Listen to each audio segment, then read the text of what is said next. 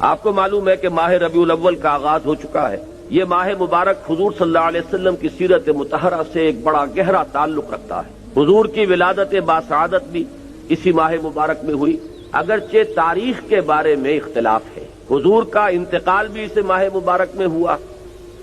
اور وہ متفق علیہ تاریخ ہے 12 ربیع الاول اصل میں حضور کا یوم وفات ہے، اور اکثر محققین کی رائے یہ ہے کہ آپ کا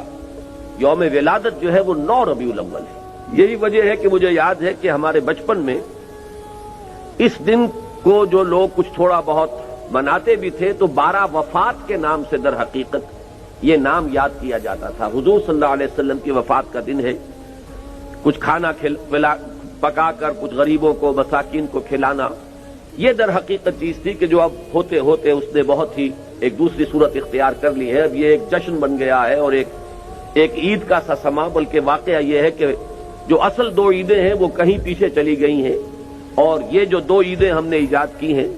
ایک عید میلاد النبی اور ایک عید استقلال، اگر ہم جائزہ لیں تو شاید یہ 2 جو ہے یہ زیادہ فور گراؤنڈ میں آ چکی ہیں۔ لیکن یہ کہ جہاں تک آپ کی ولادت اور آپ کے وفات کا اس ماہ مبارک میں ہونا ہے وہ ثابت ہے۔ مزید برآں